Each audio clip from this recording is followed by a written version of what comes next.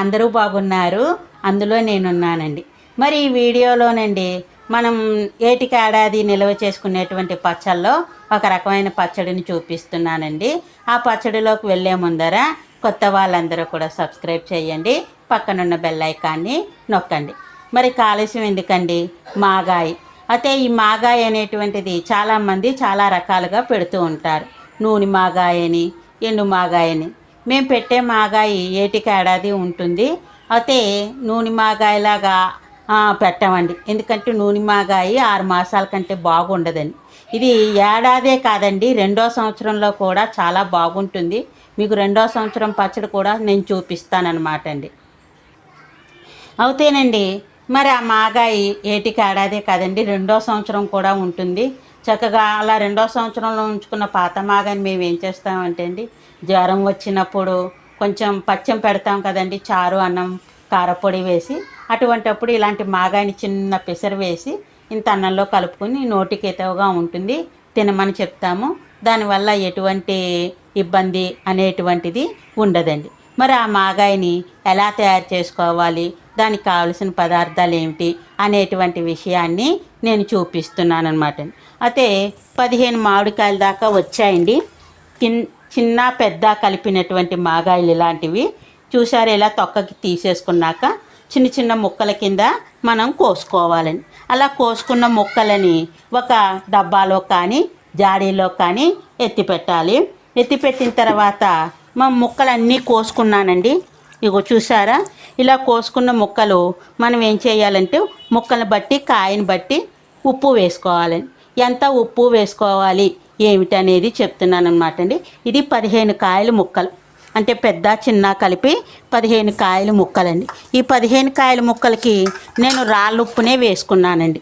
ఏ ఉప్పుని వేసుకున్నానో నేను రాళ్ళుప్పుని వేసుకున్నానండి. ఆ రాళ్ళుప్పుకండి సరిగ్గా ఇలాగా సోలెడ్ గ్లాస్, ఇది ఈ సాలిడ్ గ్లాసు నిండా పోసేసి 2 పెద్ద స్పూన్లు పసుపు అనేది వేసేసి కలిపేసాను. కలిపేసిన తర్వాత ఊట చూడండి, 1 రోజు అయిపోయింది. ఇది 1 రోజు అయ్యింది, 2వ రోజుకి వచ్చింది. 2 రాత్రులు పూర్తయిపోయాక మనం పొద్దున్నే లేచి ముక్కల్ని మడిగా అంటే స్నానం చేసేసి ఇలాగా పిడిచేసుకుని ఇలాగా బియ్యం బస్తా ఉంటుంది కదండి, ఇలా పిడిచేసి ఎండేసేసుకోవాలి. ఇలా 2-3 రోజులు, అంటే ఎండను బట్టి 2 రోజులు సరిపడుతుంది. ఒక్కోసారి మబ్బుగా కనుక ఉంటే 3 ఎండలు పెట్టుకోండి, 3 ఎండలు పెట్టుకోవాలి. అర్థమైందే, ఇలా పిడిచేసుకోండి. అయితే ఈ పిడిచేసుకున్నటువంటి ఊటని కూడా కొంతమంది ఎండలో పెడతారండి. మరి కొంతమంది ఏం చేస్తారు అంటే అండి, ఇలాంటి చిక్కం ఉంటుంది కదా, ఇలాంటి గిన్నెలోకి వడపోసేసుకుంటారండి. ఆ వడపోసుకుని తర్వాత కాచుకోవాలండి. ఆ కాచుకున్నది కూడా మీకు నేను చూపిస్తాను, చూద్దురుగానండి. అది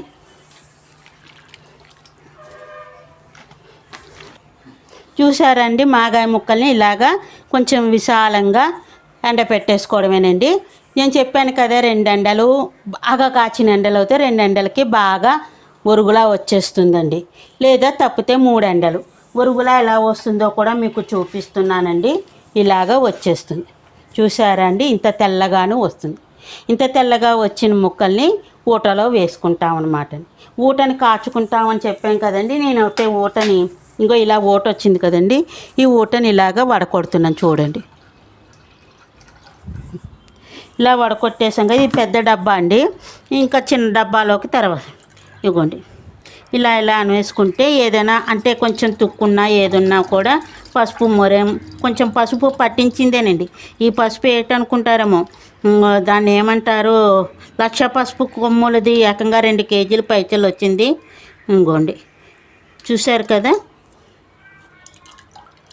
ఇది ఇలా వడకొట్టేసుకున్న దాన్ని ఏం చేస్తానంటే అండి కాచుతాను.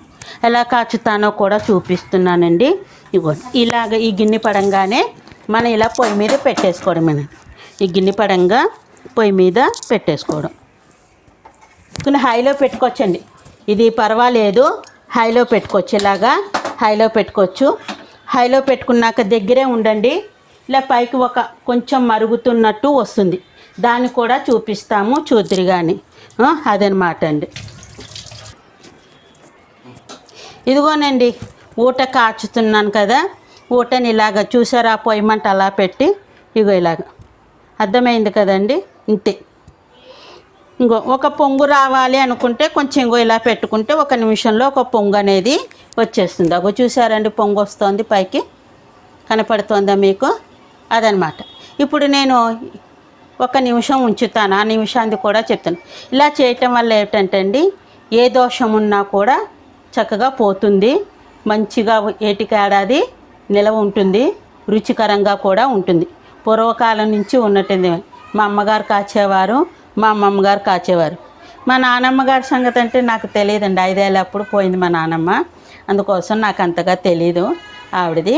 అదే చూసారా ఇలా మరుగుతుంది. ఇప్పుడు స్టవ్ బంద్ చేసేస్తున్నాను. స్టవ్ బంద్ చేసేసాను కదండి. ఇది బాగా చల్లగా అయిపోవాలండి. బాగా మళ్ళీ మంచినీళ్ళు ఉంటుంది చూసారండి, 3 గంటలు అయ్యేప్పటికి బాగా చల్లగా అయిపోతుందండి. అలా చల్లగా అయిపోయిన ఊటలో ఏం చేయాలంటే అండి, మనము ముక్కల్ని వేసేసి కలుపుకోవాలి. ఆల్రెడీ నేను కొన్ని ముక్కలు ఉంచేసుకున్నా అండి. ఎందువల్ల అంటే అండి, అంత ఊట ఉండదు. ఇది పప్పు చారుకి, మీకు మాగాయ చారు పెడతానండి. ఈ ఉప్పుతోలతోటి చారు పెట్టుకుంటారు, ఈ ఉప్పుతోలతోటి చారు అనేది పెడతారు, చాలా బాగుంటుంది. అది కూడా మీకు చూపిస్తాను. కాబట్టి ఈ ముద్దలోనండి మేము స్టోరేజ్ చేసేసుకుంటాం. ఏదో ఒక డబ్బాలో, ఇలాంటి డబ్బాలోనో ఒక గాజు సీసాలోనో పెట్టేసుకుంటాం. పెట్టేసుకుని తినాలన్నప్పుడల్లా మేము కలుపుకుంటామండి. ఏమేమి వేసి కలుపుకుంటామో అది కూడా చూపిస్తున్నాండి.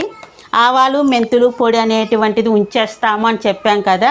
ఆ ఆవాలు మెంతులు పొడి పచ్చడిని బట్టి ఇలా 1 స్పూన్ని వేసుకోవటము, లేకపోతే పచ్చడి చాలామంది ఉన్నప్పుడు ఎక్కువ పచ్చడిని కలుపుకుంటాం కాబట్టి 2 స్పూన్లను వేసుకుంటాం అన్నమాట. వేసుకుని తర్వాత ఇంగువ పొడి అనమాట అండి. ఈ ఇంగువ పొడి అనేటువంటిది చూపిస్తున్నాండి.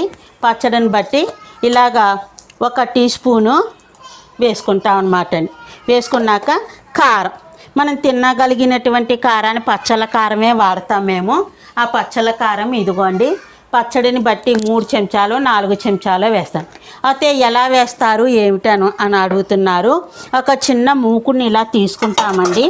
ఇలా చిన్న మూకుని తీసుకుని నువ్వుల నూనె ఒక 2 కుడకలో 3 కుడకలో వేసుకుని నూనె కాచుతామండి. ఇప్పుడు ఇగో చూశారు కదా, ఈ యొక్క ఊటను ఎలా కాచానో అలా 1 పొంగు రాగానే కట్టేస్తాను.